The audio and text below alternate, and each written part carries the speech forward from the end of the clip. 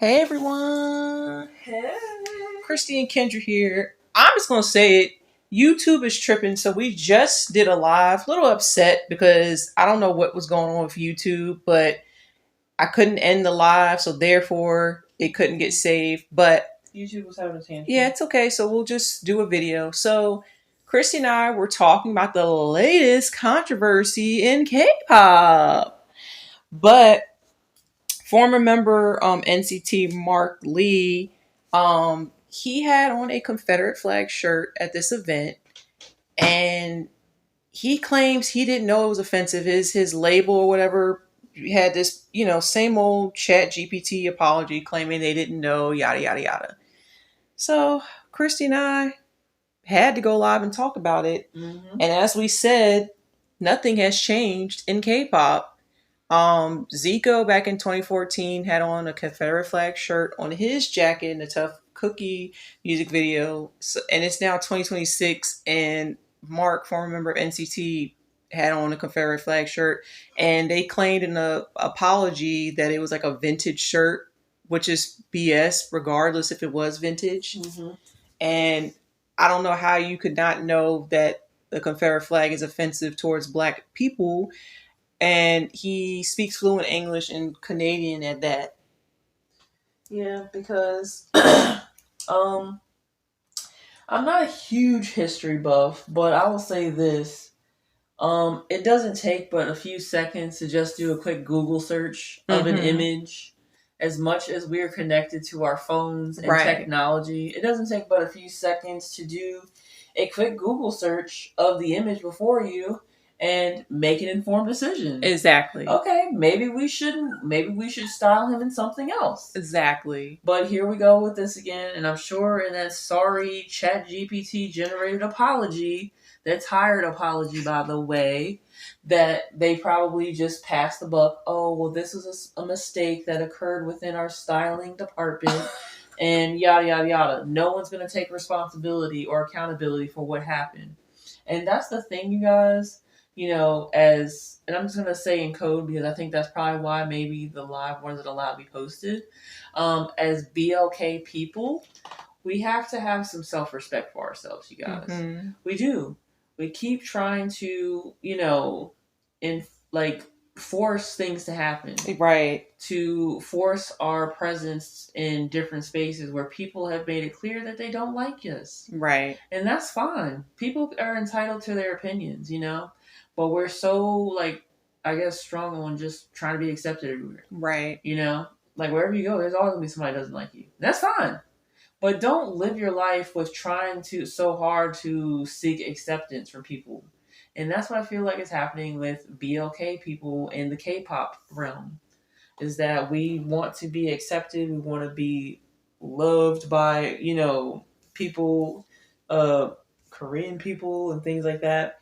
And it's like, that's fine if you have a type, but if you're going to degrade yourself and allow yourself to be disrespected just to be accepted in another culture or for them to accept you, it ain't worth it. No, and I'm just Respectfully, it's not worth it.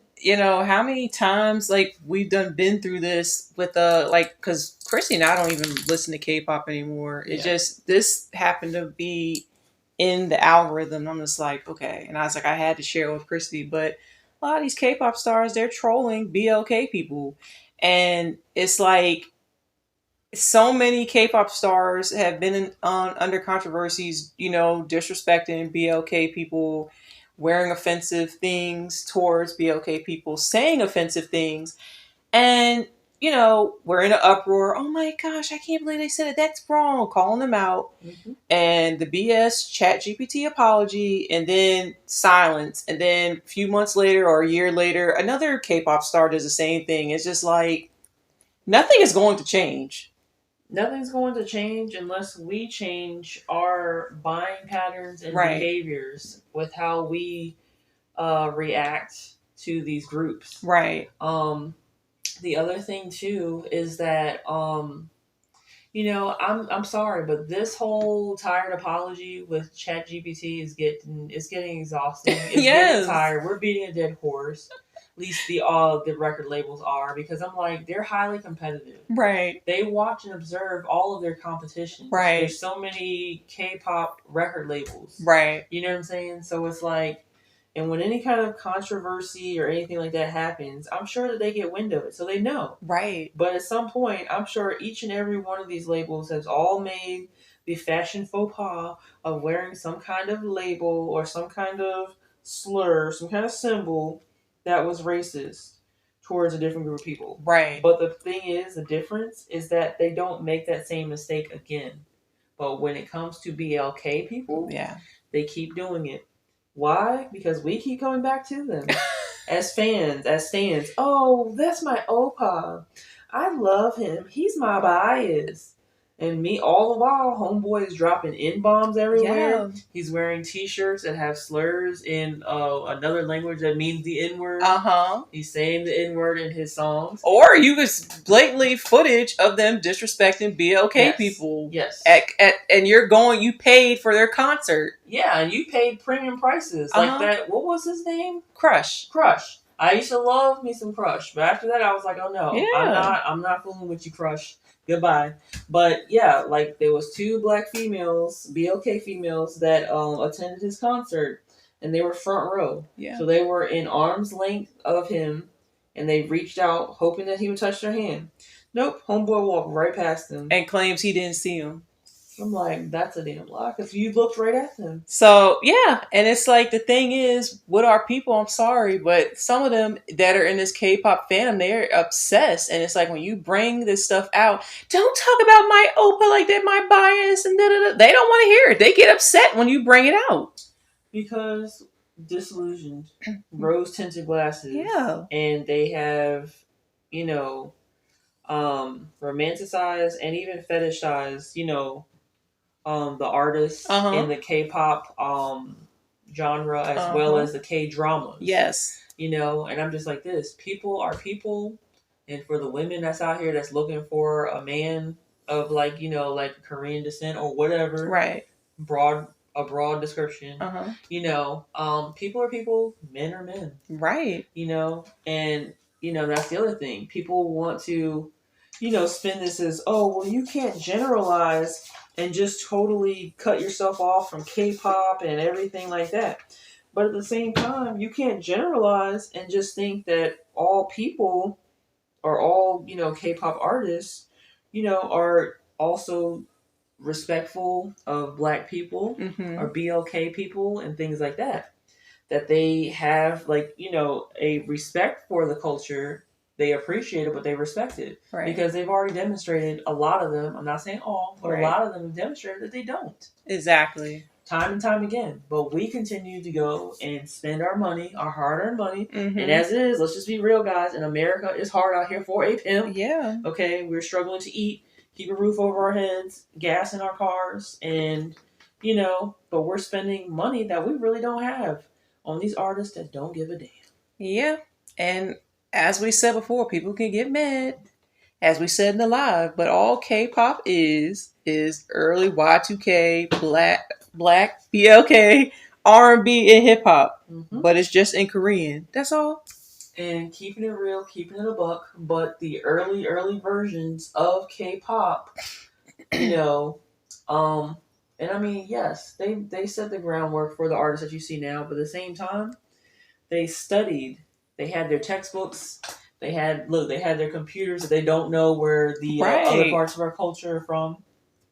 And they studied BLK people. And that's how K-pop got to where it is now. Exactly. And why it has such the large and very vast fan base that it does. Yes, and they have BLK men and women fly out to Korea to teach them how to dance and how to sing and things like that.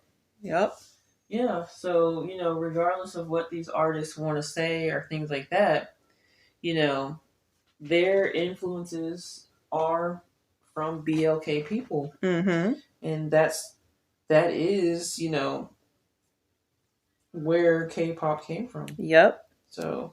Yeah. And our thing, as we said in the live, and some people can get mad, But with all this, and if you're really tired of all of these controversies with K-pop, with the K-pop artists, disrespecting BLK people, my question is to BLK people: why do you keep supporting K-pop? Like, if Why you, are you still here? yeah, why are you still there? Stop listening to the music. Like, stop streaming it. Stop going to their concerts. Stop buying their merch. Stop going to conventions that are K-pop related. Yeah, because he is one of many who have already done the same BS. And guess what? He's not going to be the last. Yeah, it's so, you can look it up. There's so many K-pop groups and stars that have done and said things that were disrespectful and offensive towards Black people. You can look it up. BLK people, you can look it up. So many. We would be here all night. And I'm just like this, we need to hold them accountable Mm-hmm. for their actions because these, oh, I'm so upset. Oh, when. They put the apology out, and then everybody's over it by a week later. Yeah, and then another controversy comes out. So I'm just like, what more needs to be done? They're trolling. They're trolling. What needs to be more said and done for BLK people to wake up? Exactly. To withhold the dollars. Mm-hmm. And direct it elsewhere, because I'm just saying they're copying our artists anyway.